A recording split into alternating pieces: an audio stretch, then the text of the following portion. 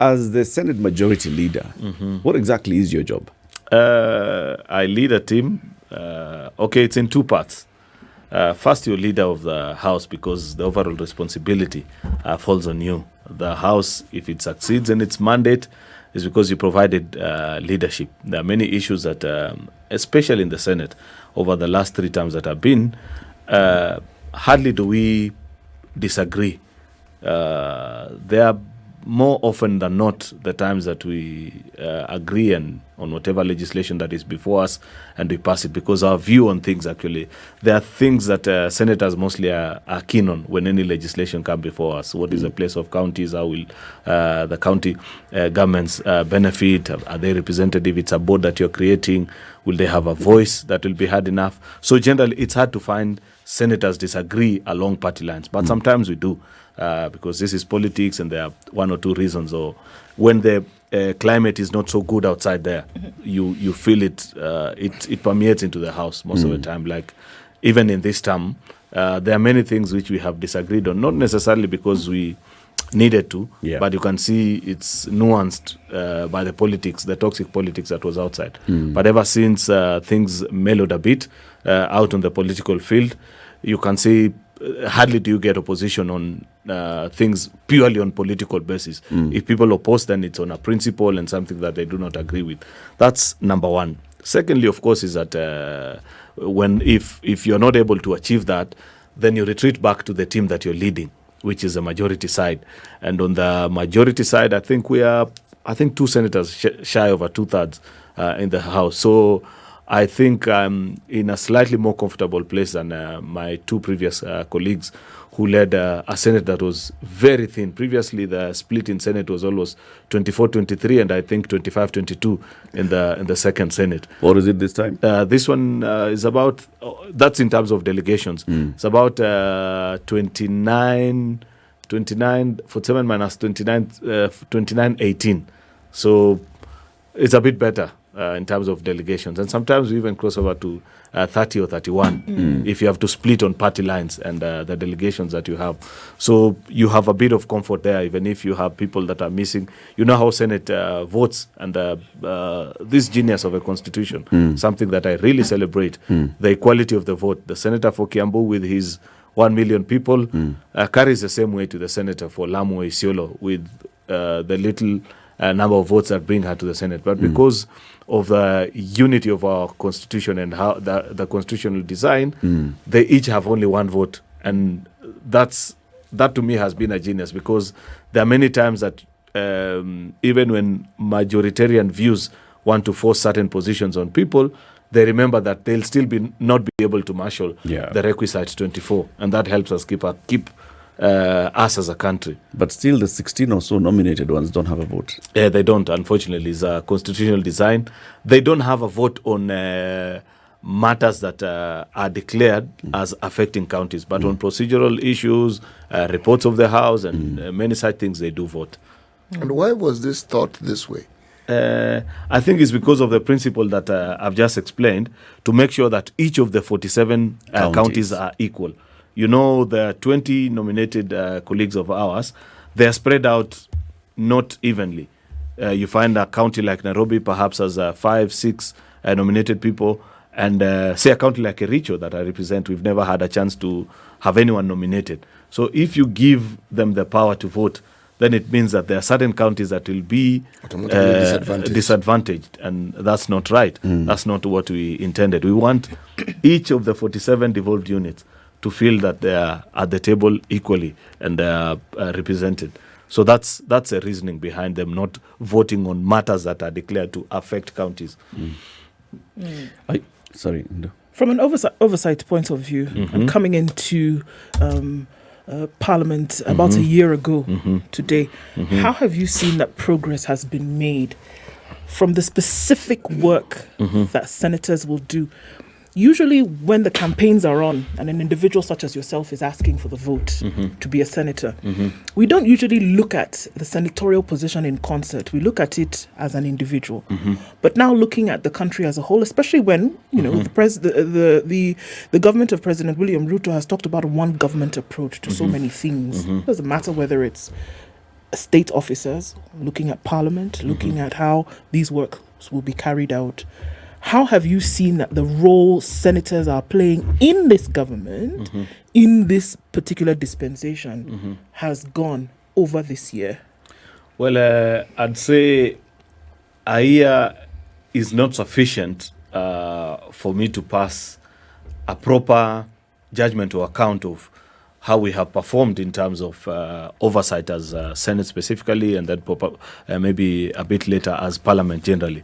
But I'd say that on the basics, we have the fundamentals right. Because if you've seen one of the big policy decisions that came out of our first parliamentary group retreat in Naivasha that was chaired by the party leader immediately were elected. I think by that time, either they had not been sworn in or just before they had been. The first resolution was that we must find a way of amending our standing orders for members of a cabinet to appear before Parliament. At that time, in fact, to be sincere, I held a different view. And when I spoke to at the PG, I said, I don't see much value in it. I think there is more value in them appearing before committees, just as is traditional in our presidential system, and leaving it at that.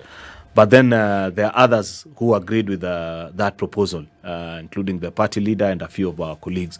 So that proposal carried the day. And of course, once a decision has been made at the parliamentary group, my position is to come and push it through Parliament. So we came, we did an amendment to standing orders of both houses, and goodness me, it's been one of the best decisions that was ever made, because I've seen colleagues take on cabinet ministers on very many issues that affect ordinary citizens, because much as you come there maybe to answer 3 or 4 questions that have been previously filed, the direction this thing has taken is that it has gained a life of its own, because the minute you have a minister for, say, interior there, they'll respond to the first 3 questions. That's by tradition, the questions that they have been asked. But then the Speaker, and in our standing orders when we amended it, provided in the regulations for cabinet secretaries to appear for something called supplementary questions. And that's where real work happens. Because now somebody rises and says, I'm Senator for Bungoma, in such and such a polling station, police station.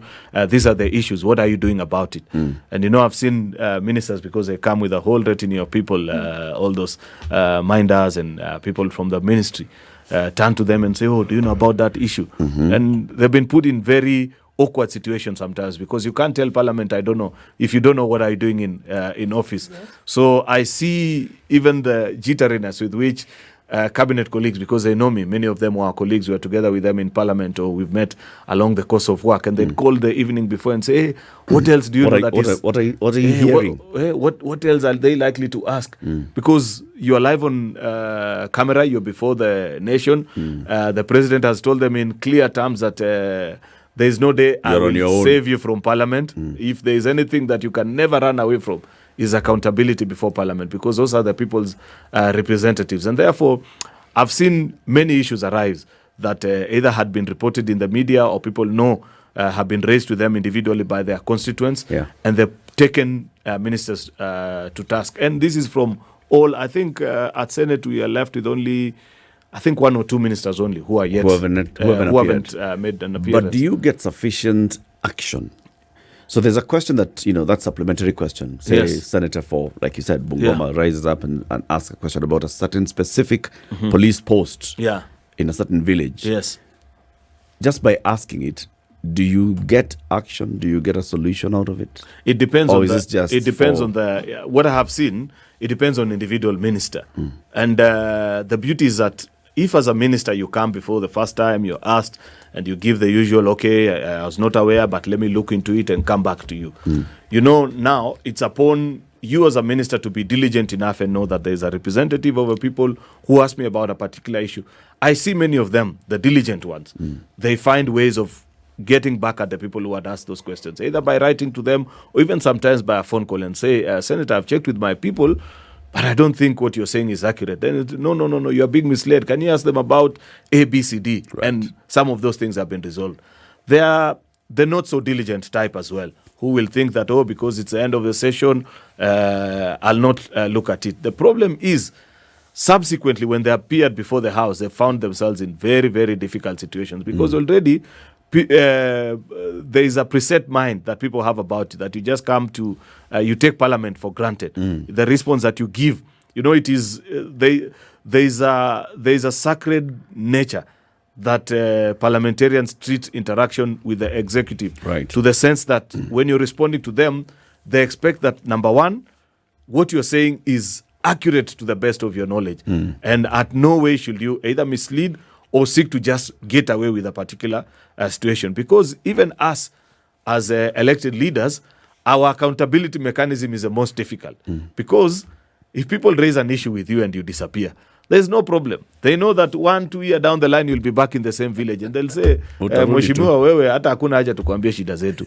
Ile ingine tulikuambia, there's nothing you did. Yeah. And that's the worst thing that can ever happen to you as a political leader, where people no longer come to you to share with you their problems because they've given up and they've said, huyu hata ukimwambia, there's nothing that they're going to do. And you don't want to be in that place. The strength of you as a political leader is that when people know that when we call Eric, when we call CT, be assured that within 1 or 2 weeks, that thing is sorted. Movement will happen. And that is what people seek to draw out of these interactions with cabinet secretaries. The other thing is there are policy pronunciations also, or directions that cabinet ministers either make at cabinet or in whatever, within even the rank and file of the ministry. When they come before Parliament, they are taken on and by people holding different view, and you'd find a particular member. Let me give you an example. For example, in the housing fund, much as we didn't consider what is it called, finance bill as Senate, the regulations that subsequently do come to the houses, people make pronouncements and what has been done.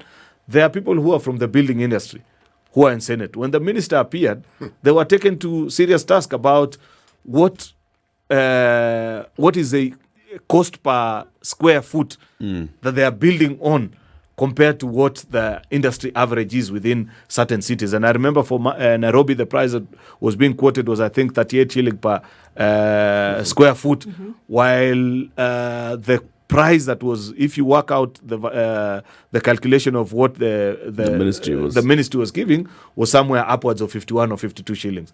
And therefore, the minister is being taken to task. Number one, the developer has had to buy land. You're building on land that government has and yet yours is almost double. Number two, you have economies of scale.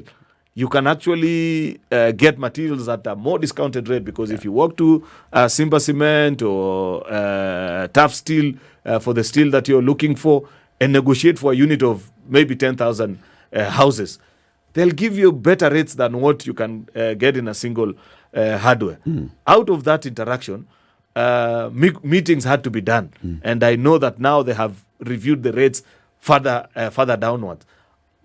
Two of our colleagues, the ones who raised that particular issue, are still not satisfied, and they are insisting that you shouldn't be competing with the private sector, because they have cost which you as government, because number one, because of scale, and number two, you know that in any building, especially in the big capitals of this country, anywhere between 30 to 40% is first value of land. Something which government is avoiding, because all these affordable housings, they are being built on public land.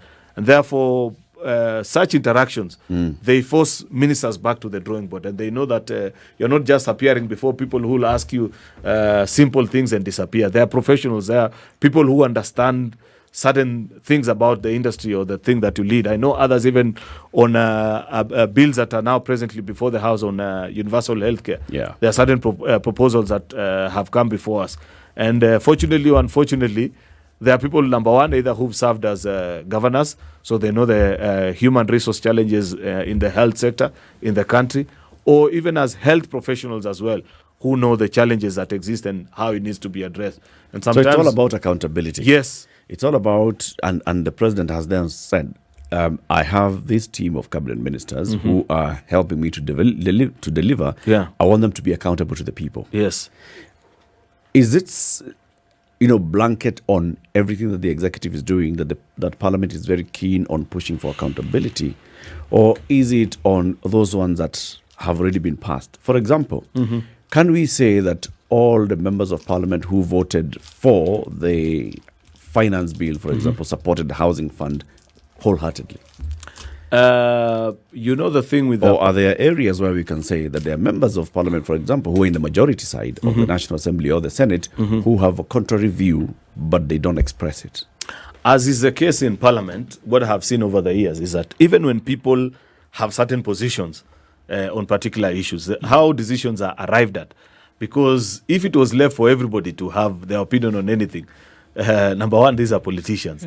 Number two, they are not experts on every field. You will have 45 different positions on issues. So what normally happens, and what I have seen with the administration of President William Ruto, how we make decisions, is that there'll always be a parliamentary group meeting. And believe you me, and in fact, maybe this is a challenge that I need to pass over to him, that at our next parliamentary group meeting, when we are about to make a decision on something that is of great national importance, we should do it in the open with media presence, so that people get to appreciate the level of debates that go on. Because normally, when we have our parliamentary group meeting, we'll have the party leader, his deputy, then the two leadership of both houses, and either I or Ichungwa will open up the floor and say, thank you for inviting us. Members, we're here because, there's certain business that is before us.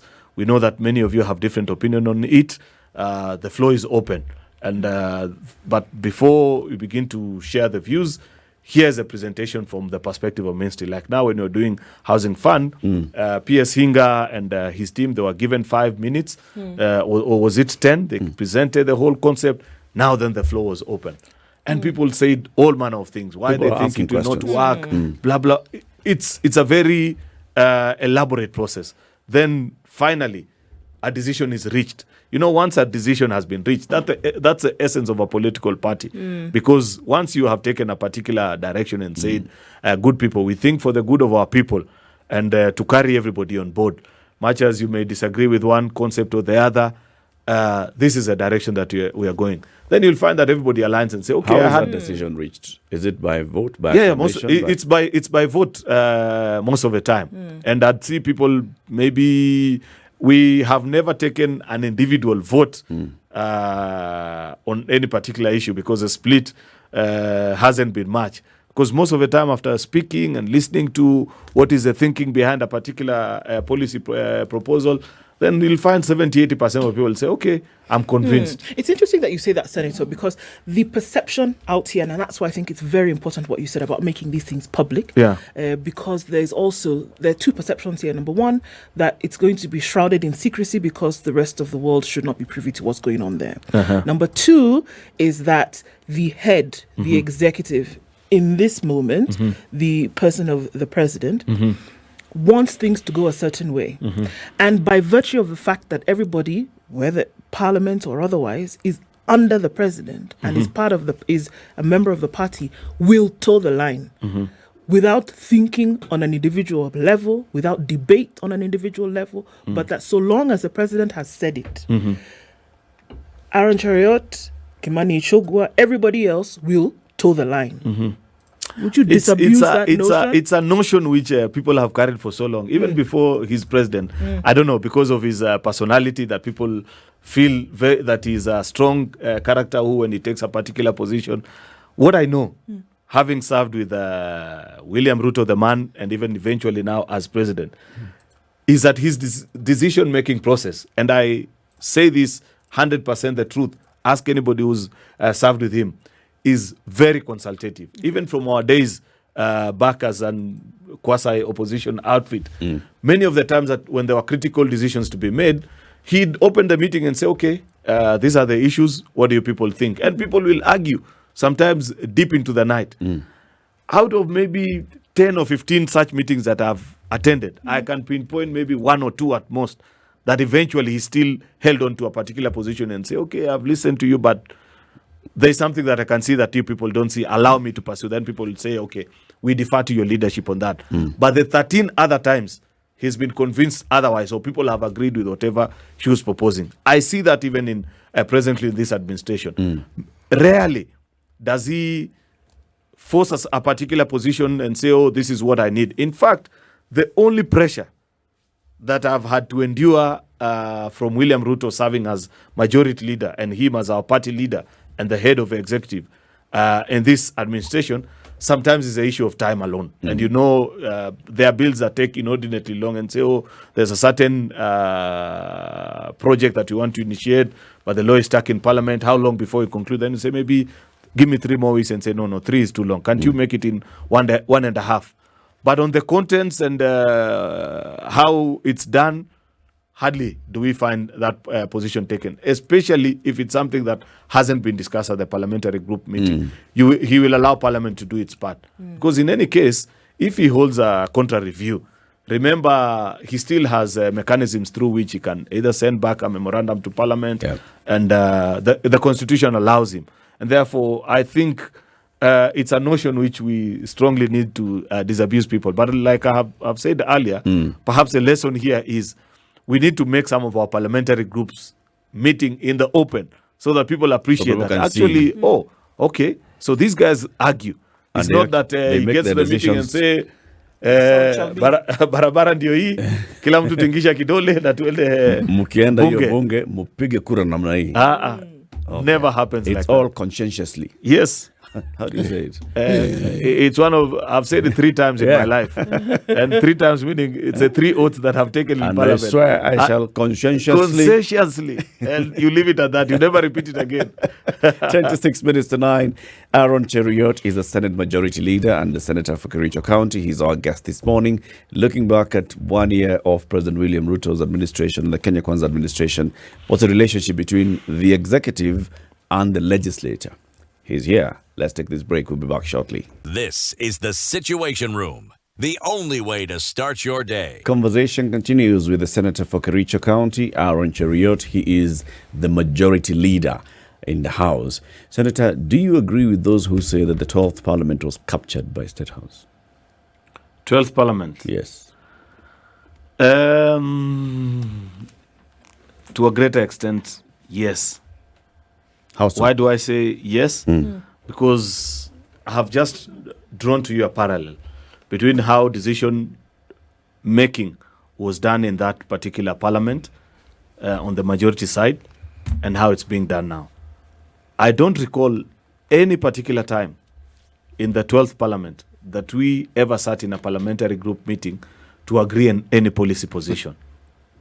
You just wait, you'd be told this is a position, you take it or leave it. And you know, that's how decisions were made. There were people who used to sit somewhere, you remember those infamous parties that used to sit somewhere on Kajiado, I don't know where, about 5 or 6 men, none of them are parliamentarian. They'd say, consider it done. And then we'd be expected that we vote. Presently, and this is what I find to be the most dignified way of handling parliament, is that I have just told you that on any major decision that parliament has had to take, there has always been a parliamentary group meeting before. And I have told you, people sit down, they discuss. Those that hold a contrary view are given the opportunity to express themselves and say, no, I don't agree with this decision because of A, B, C, D. And they get the clarifications, because most of the time it's either misinformation or perhaps they're skeptical, or if they have doubts about how certain things will be, then an amendment is made.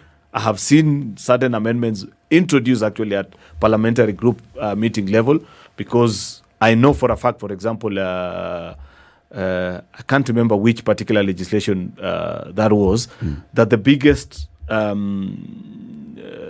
pushback that people had was on the fact that there weren't enough governance controls on that particular proposal that was being made. And the president agreed with them and said, okay, I know what my people in the executive fear, this being called to parliament every now and then to come and explain. It's a difficult thing, but unfortunately, it's a commitment that we cannot run away from, because these are representatives of people. The reason why people don't want to give us their money is just like on this finance bill. When you listened to the views most of the time of the people that were opposed to it, yes, there are those that purely didn't want any coin to leave their pocket for obvious reasons, that it's tight, and nobody ever accepts anywhere, not just in Kenya but across the world. But the bigger doubt that people had is this money going to be used prudently? Yep. And that's the biggest doubt. And on many times when any proposals have come before us at the parliamentary group and at parliament as well, is what checks have been put in place to ensure that this money is going to be used for its intended purpose. Luckily for us, up to now, we haven't had a situation where we've had to face off with a cabinet secretary and say, we gave you this, or we created for you this fund, or there is this parastatal that's in your organization, and certain funding has been lost. And we don't have answers to it. So that we take them on and say, either you take responsibility, or the people that have misappropriated these funds are brought to book. But then there are those who would argue that if you compare those two systems, yes, one, there is no parliamentary group meeting that's being called by the party leader. There is no caucusing that happens outside of parliament. But then there are these supposed calls that are made and the direction is given. But then you've been given a free will and a free reign to actually go and vote with your conscience in the House. And nobody can say, but you see, we sat and we agreed. Whereas now, once the decision is made at the parliamentary group meeting, you don't have any moral ground to go back and consult with your people and then take a different stand when it comes to the vote in the House. Yes. You could say that this one is actually the one that's captured. Unlike the 12th Parliament, where you still had the free reign. You voted willingly. There is nothing called a free reign even in the 12th one. A decision is made either way. You have been told that this is the position. Many times you voted against some decisions. Some of them, because we were not in agreement with them. But for all my colleagues that were still supportive of the administration, then I saw them agonize with some of the things and say, okay, I don't agree with it, but why? Yes, but why? And that's the because question, people fear. Parties are very strong. That's the thing that people. Are parties strong or are individuals? No. It's parties actually. Look at it in many of our strongholds, or the politically. The basis. The political basis of both formations in the country. 80% of members of parliament, governors, and MCAs come from the dominant party in that particular region. Yeah. That tells you the position of a political party. Yeah. And therefore, the argument from the political party leadership side is, you know very well that I came with you to your county. There are certain promises that we made. And it is on the base of that promise that people voted for you, voted for me, and jointly they expect of us that we'll execute. How do you want me to achieve those promises if you don't allow some of these decisions that you're making? And that's the overall overarching principle of this consultation at parliamentary group level, and expecting everybody to follow a certain cue. To come to your question on why do people make these decisions, it's because people fear that if you fall out with your party and you come from a particular region, chances are at the next election, they will never see the light of day. It's not easy to take on the strength and the might of a political party when you're running either as an independent. The principle of independence is yet to be appreciated, not just in Kenya, but even in the oldest of democracies. You know that it's something that people still struggle with. In even the more mature democracies than Kenya, people still vote along party lines. There are people who, in fact, have come to discover, now having gone through elections, that the decision sometimes is not made even in those rallies.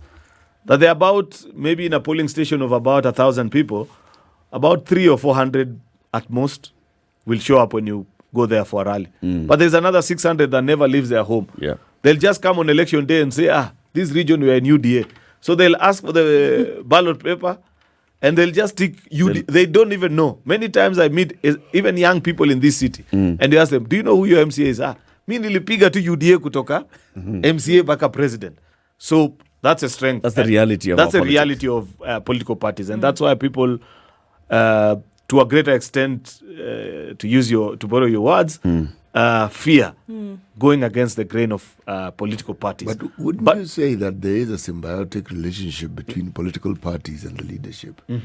Why I say this is that you will find that we have very many political parties, and every once in a while you'll find people are elected on a party that isn't dominant in that particular region. Or there are parties we've had which were once dominant, and once the leaders who led them were out of power, you actually forget that those parties actually exist.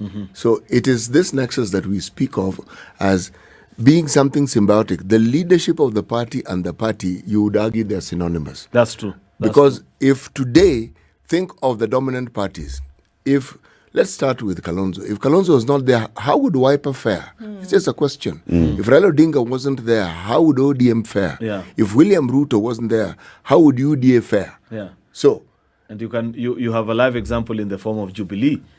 Jubilee had 200 plus members of parliament in the 12th parliament. The minute William Ruto and his team left, they now have 20-something only, while UDA has upwards of close to 200 members of parliament.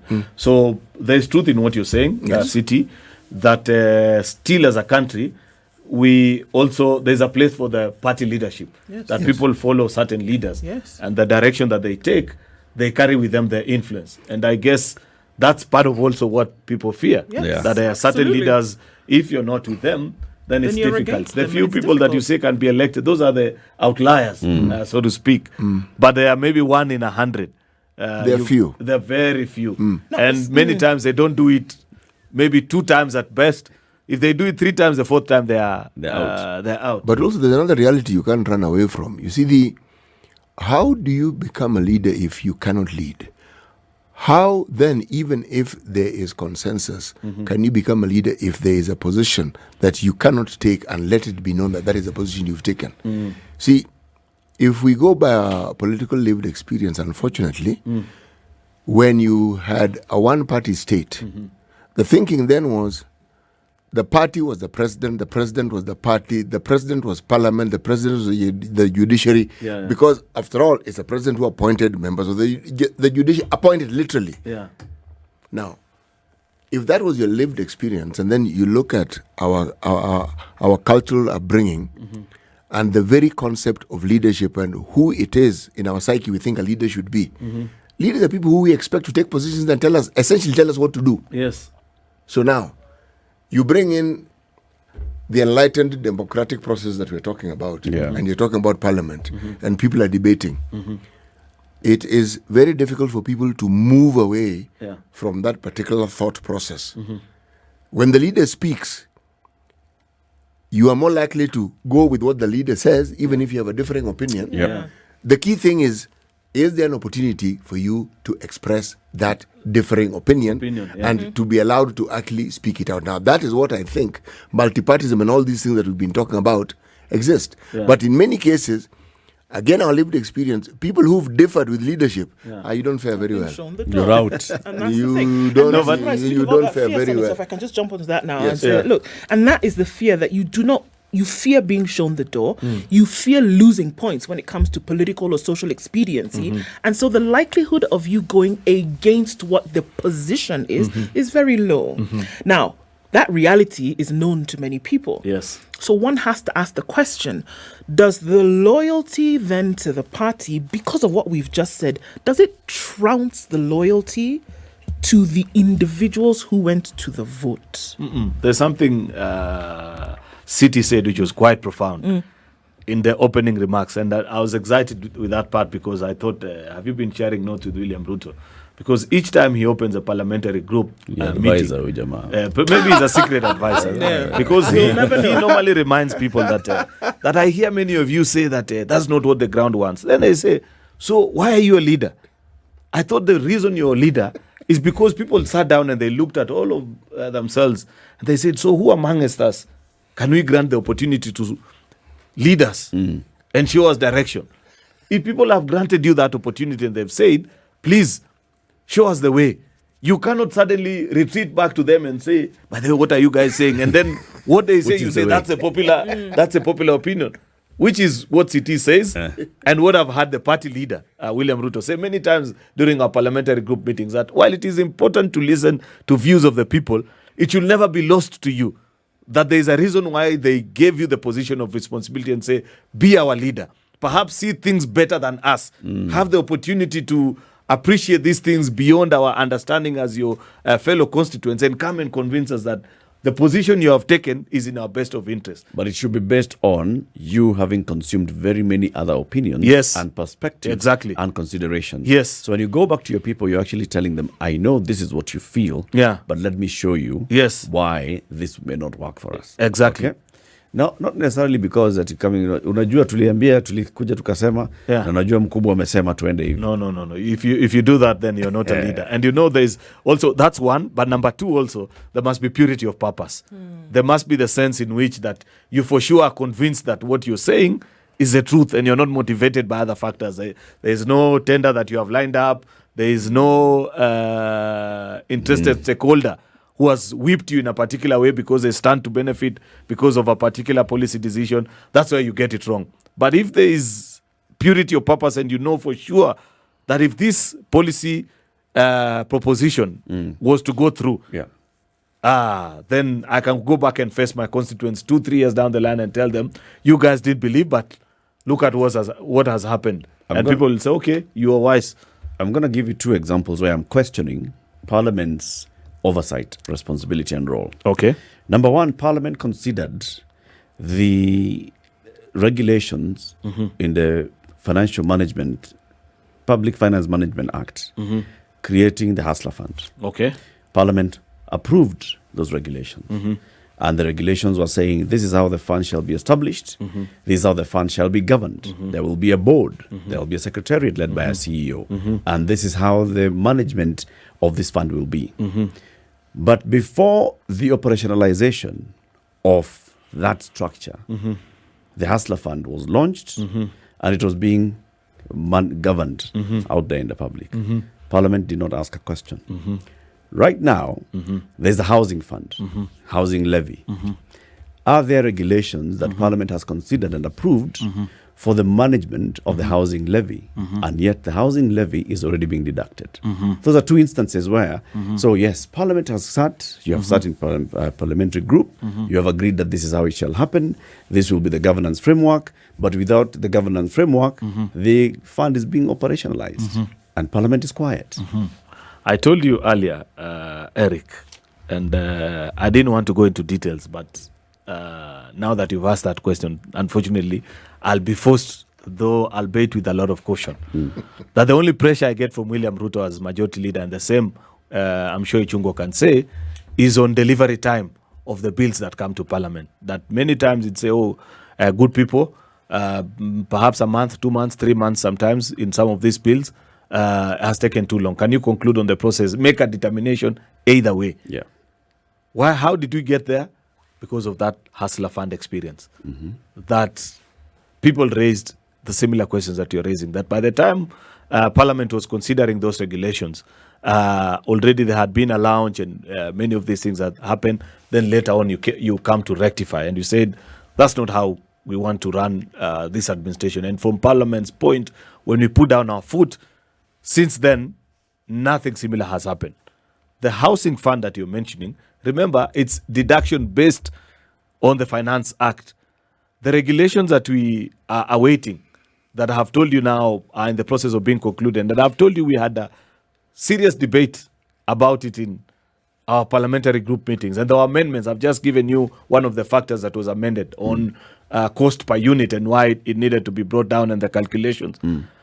That will dictate how the program will eventually be rolled out, the funds that are now being collected. But as it is, I think with the 2-3 months, I think 2 months now collection, this will be the third month. Yeah. Nothing has been expensed. I'm safer. So how do that you way know because this? I know this because for a fact that there is no program that has been funded directly out of the collections of this levy and issued out and say this is a process or these are the proceeds from the housing fund. Because as it is today, the accounting officer, who's the permanent secretary or whatever board that will be created by regulations, doesn't have the instruments to access that particular funding. What is being done right now, which is a fine thing, is that the fund is being built to get to levels where, I don't know, I haven't checked how much was collected in the first month and the second month. But on month 1, it cannot be sufficient for it to roll out the program to the scale that they envision. Many of these things, many of the ones that you see being rolled out are from the previous collection. Remember, this one that is mandatory began 2 months ago. But before the mandatory one, there is the contributory one where people were... Bomayangu. The Bomayangu. Yep. Many of those, the regulations for those ones are in existence. And those are the ones that you see the president continue to launch in every other time. Or some of them are funded by government institution. So why is Parliament playing catch-up? That's the question. Parliament is supposed to be providing oversight, doing the legislation and then providing oversight. Parliament is playing catch-up and seeming to explain away the mistakes. No. It's not catch-up. It will only be catch-up if the funds are expensed. Then the regulations do come. They are already being deducted. No, it's deduction. Where are they you see going? deduction at the end of the day. What is the real intention? Is to build a fund that you will deploy to be able to run out this housing program. As it is today, it hasn't been expensed. What you did by us creating passing the law in the Finance Act is that we created the enabling mechanism for government to collection. collect. What we are awaiting from Ministry of Housing right now are the regulations, which I know in due course, perhaps it should be before both houses of Parliament for consideration and either approval or rejection, amendment, whatever way form that they'll take before they can begin to expense. What would be a problem, and you'd be right to criticize if we did then, is if we allowed those funds to be used presently before the regulations are passed. And that one, there'll be no excuse from our end if we allowed it to happen. I'm going to just be a bit pedantic on this particular matter. Yeah. There is experience of the National Treasury playing picky-ponky with the Petroleum Development Levy. Yes, that's true. That's true. And the Sports Fund Levy. Yes. The Sports Fund. Yes. Where money that's supposed to be going into this kitty ends up paying salaries and allowances and whatever. Yeah, that's true. How do we know that this National Treasury is not playing the same games with the money that has been collected for the housing fund? It's for us to find out now as Parliament, because we have this is the second month of collection, and perhaps at the next interaction, because the two cabinet secretaries that I've told you haven't appeared before us is a cabinet secretary for National Treasury and the one for sports. And perhaps that's a question that we need to ask the next time he appears before us, that just give an assurance to Kenyans that for the last 2 months of collection of housing fund, that the fund is intact and nothing of it will be touched until the regulations are passed and the programs are rolled out. Assurances are inadequate. There must be evidence that they're intact, because politicians will give assurance. That is me as a politician, but Yes. I don't expect the same of a cabinet secretary. Oh, they're worse. They're worse. They're worse than us. They're worse, because you can't be sacked. Yeah. Then they can be sacked. Yeah. So they'll give assurance, anything that will ensure that their positions are safe. They will say. So evidence of what is being asked must be provided. The good thing is that because of the beauty of our constitution, it will take more than the National Treasury to actually have those funds utilized. Remember, there's the Office of the Controller of Budget as well. I'm not sure how confident we still are in light of the WhatsApp fiascos, but at least maybe, because people are human anyway, and sometimes we criticize people and don't appreciate that even in offices, people learn and they get better at things. I don't believe that she still takes instructions on WhatsApp anymore. Yeah. Okay. Senator, thank you very much for that. Aaron Cheruiyot is the Senate Majority Leader. He is from Cheruiyot County. Iko luncheon, tupatie, hujakuja na invitation. Ama you haven't been invited. Uliza sijasikia popote kama kuna chochote. So in case I hear, I have your 3 numbers. Yes. Each of you will get a personalized invite. Very good. Yeah. Thank you very much. Keep it here for more conversations. Good morning. This is the Situation Room, the only way to start your day.